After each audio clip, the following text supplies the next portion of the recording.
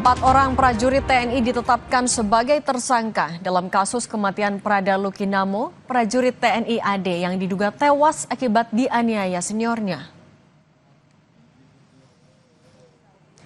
Kepala Dinas Penerangan Angkatan Darat atau Kadispenat, Brigjen TNI Wahyu Yudayana menyatakan 4 anggota TNI telah ditetapkan sebagai tersangka. Kadispenat menegaskan saat ini polisi militer TNI masih mendalami peran masing-masing anggota prajurit TNI yang sudah ditetapkan sebagai tersangka dalam kasus kematian Prada Luki Syapril Saputra Namo. Selain menetapkan 4 tersangka, 20 orang telah diperiksa terkait kasus kematian Prada Luki Namo. Saat ini keempat tersangka ditahan di ruang sel tahanan Subdenpom 9 ND NTT.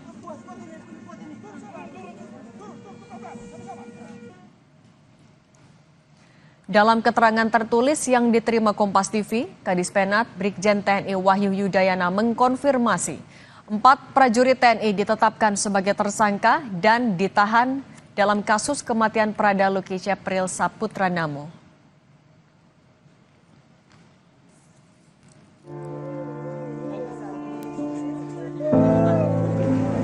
Keadilan harus ditegakkan. Ada satu catatan, biar tidak ada Luki yang lain, Luki yang lain. Ingat Bapak, anak tentang dibunuh kok, bagaimana mau yang lain?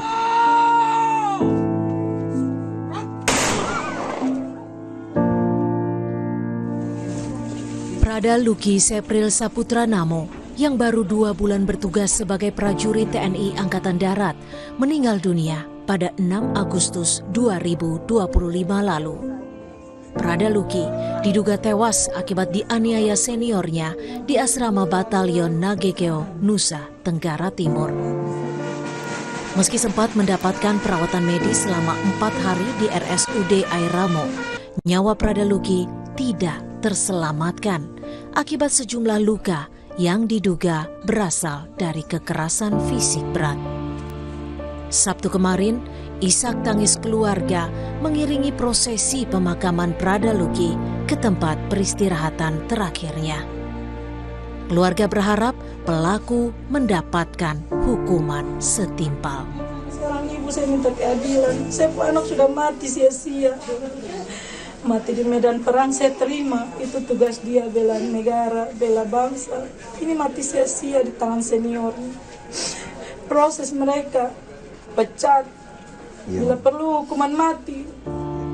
Kepala Staf Brigif 21 Komodo, Letkol Infantri Bayu Sigit Dwi Untoro memastikan kejadian serupa tidak akan terjadi lagi di kemudian hari dan meminta agar seluruh proses diserahkan ke tim investigasi yang dibentuk TNI.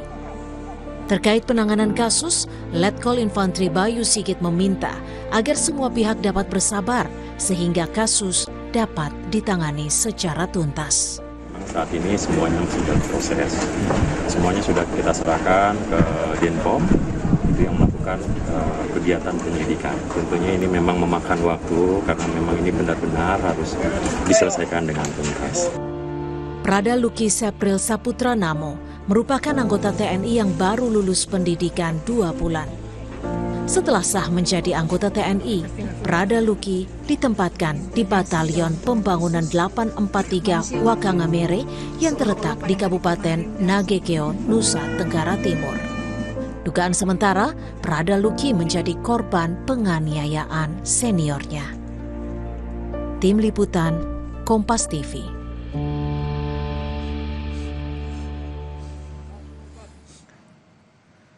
Lalu bagaimana keluarga menanggapi penanganan kasus kematian Prada Lukinamo yang diduga tewas akibat dianiaya?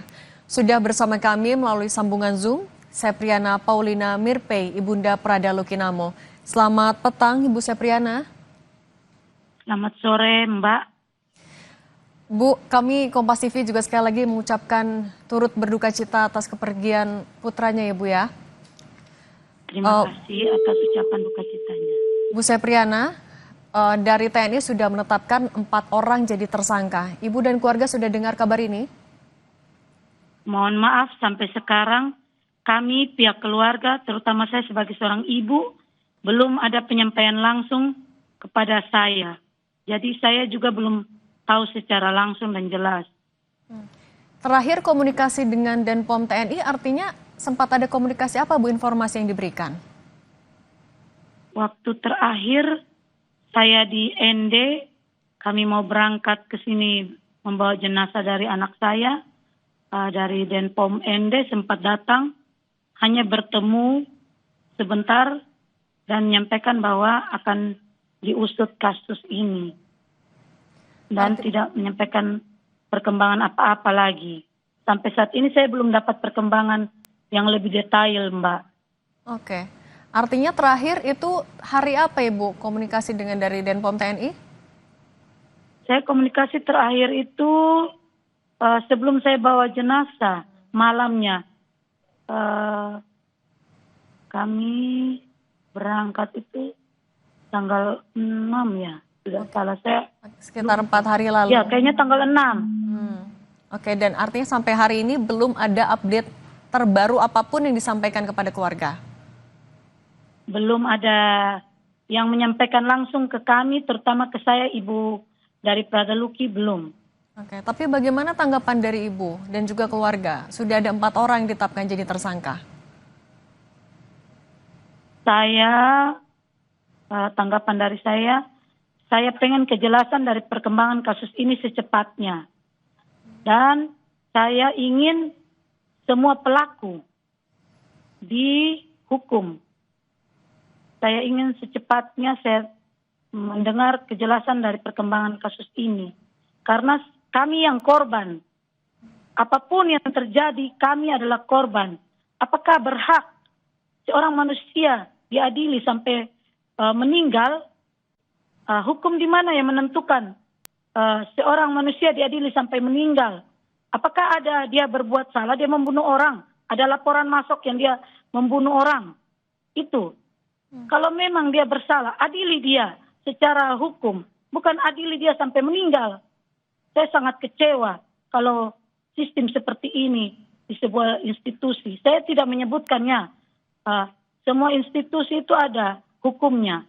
Tapi kalau memang anak saya masih hidup, ini anak saya sudah tiada, mau dihukum mayatnya. Jadi sekarang yang diusut dan diperiksa itu bagaimana kematian anak saya. Bukan dicari-cari kesalahan anak saya lagi. Mau bongkar lubang kubur anak saya untuk cari kesalahannya. Kalian yang menghakimi anak saya sampai meninggal itu yang perlu dihukum. Itu maunya saya, Mbak. Saya sebagai seorang ibu bersuara untuk mencari keadilan buat anak saya. Anak saya sudah meninggal. Menurut dari Ibu Sepriana sendiri, penanganan dari TNI sejauh ini dalam beberapa hari ini sudah tepatkah Bu? Sudah cukup cepat? Saya tidak tahu perkembangannya. Karena saya juga kurang mengikuti berita tentang perkembangan-perkembangan ini. Saya kan masih dalam keadaan berduka, Mbak. Kecuali ada yang menyampaikan langsung ke saya, mungkin saya bisa tahu. Oke, Ibu terakhir juga sempat berkomunikasi dengan almarhum. Ia sempat cerita ya, 20 orang yang melakukan penganiayaan, betul Ibu? Saya itu kan tidak tahu, kalau saya baca itu yang nama-nama itu sekitar 20 orang. Tetapi pelaku itu lebih dari 4 orang. Lebih banyak. Lebih banyak. Saat itu yang Jadi diceritakan. saya mau diusut secepatnya, Mbak. Diusut secepatnya, tidak ada pandang bulu. Mau dia perwira, mau dia tamtama, bintara. Kalau bersalah dihukum. Yang saat itu diceritakan oleh almarhum terakhir seperti apa Ibu? Dia itu hanya menyampaikan waktu video call itu bahwa dia itu dicambuk sama senior-seniornya. Waktu saya video call, dia di rumah mama angkatnya itu badannya semua luka-luka. Apakah pantas seperti itu? Dan apakah wajar? Dari cara dia meninggal saja kita lihat semua luka-luka di sekujur tubuhnya itu. Apakah itu wajar? Itu sakit, itu wajar? Itu yang harus dipertanyakan, Mbak. Jadi kami minta kejelasan dari proses hukum ini. Buat kami keluarga korban, terutama saya seorang ibu.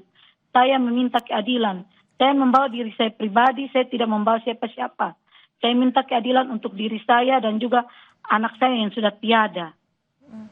Saat terakhir video call Bu, Almarhum cerita sudah sejak kapan ia mendapatkan perlakuan penganiayaan dari senior-seniornya?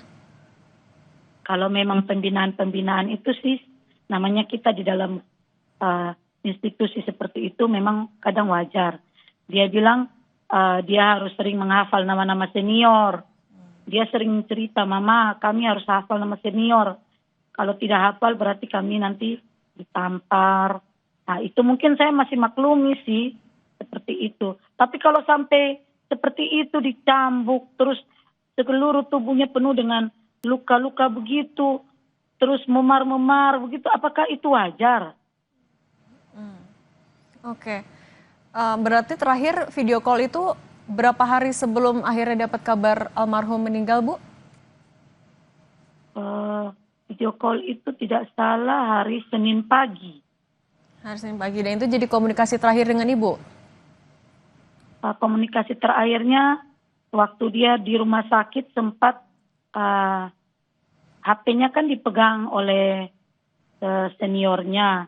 Jadi saya minta agar saya bisa bicara langsung dengan anak saya untuk melihat kondisi yang dia alami. Ternyata waktu saya lihat bibirnya sudah pucat sekali.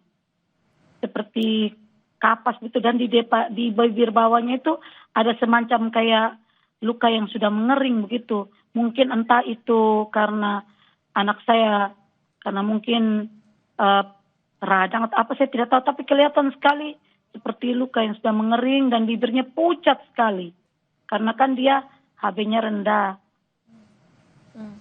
Artinya Ibu kan yang juga menemani almarhum sampai menghembuskan nafas terakhir. Di rumah sakit juga sudah dalam kondisi tidak sadar ya, Bu ya? Saya menemani, saya datang di rumah sakit Airamo Nagikeo, anak saya sudah dalam keadaan tidak sadarkan diri. Dan saya tidak pernah berbicara dengan dia sampai dia menghembuskan nafas terakhir. Kalau almarhum sudah diotopsi belum, Bu, sebelum dimakamkan? Kalau otopsi ini kami kan masih berpikir kasihan kalau badannya dibelah-belah. Jadi kami pikir visum saja. Oke. Kalau dari TNI, Bu, saat itu memberikan informasi ke Ibu apa yang jadi penyebab kenapa anak Ibu saat itu bisa terbaring di rumah sakit? Belum ada informasi apapun. Hanya saya tahu informasi itu dari dokter di rumah sakit Airamo Nagikeo, dokter di ICU. Dari TNI sudah sempat memeriksa dari keluarga juga, Bu? Maksudnya memeriksa bagaimana, Mbak? Mengumpulkan keterangan terkait dari almarhum, apakah dari TNI ada yang juga sempat meminta keterangan tambahan? Ada beberapa intel juga datang untuk apa yang ditanya, Bu? Kami. Ya, hanya bertanya bagaimana saya ke sana, terus saya melihat Luki sakit seperti apa, begitu. Oke. Dan kalau Ibu sendiri sekarang apa yang Ibu inginkan kepada dari TNI? Seperti apa penanganan yang Ibu inginkan? Saya hanya memohon dari hati yang paling dalam, saya sebagai seorang ibu memohon pada Bapak Denpom, Bapak Pangdam, Bapak Danrem, agar bisa segera mengusut tuntas kasus ini, dan pelaku itu semuanya tidak pandang bulu. Mau dia pangkat perwira, bintara atau tamtama, semuanya diproses. Jangan hanya janji-janji manis saja yang kami dengar. Apalagi saya seorang ibu, saya butuh kejelasan secepatnya. Ibu sudah bertemu langsung dengan pimpinan dari almarhum, Bu?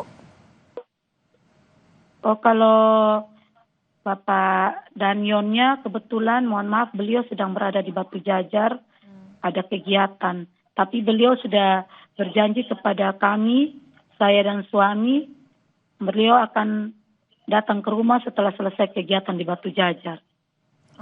Ada rencana berarti hari ini, Bu, akan bertemu dengan Danionnya? Belum tahu, Bu, karena kan kegiatannya masih di Batu Jajar. Saya belum tahu. Suami saya yang berkomunikasi langsung dengan beliau mungkin. Hanya penyampaian dari suami saya begitu, bahwa beliau sedang berada di Batu Jajar karena ada kegiatan. Oke.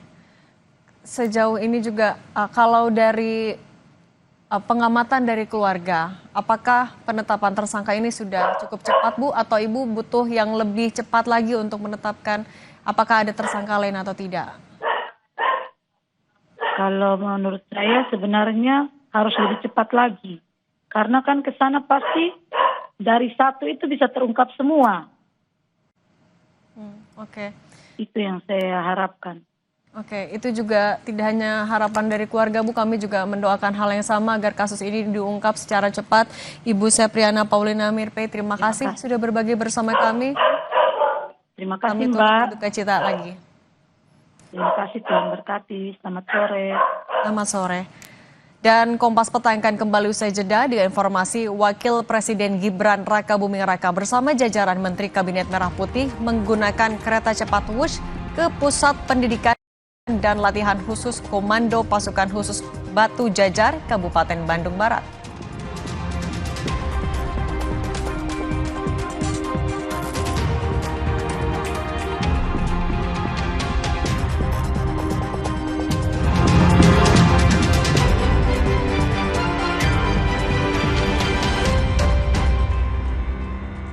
Kan 5 tiket nonton langsung Indonesia di Amerika. Dukung Indonesia mengukir sejarah baru.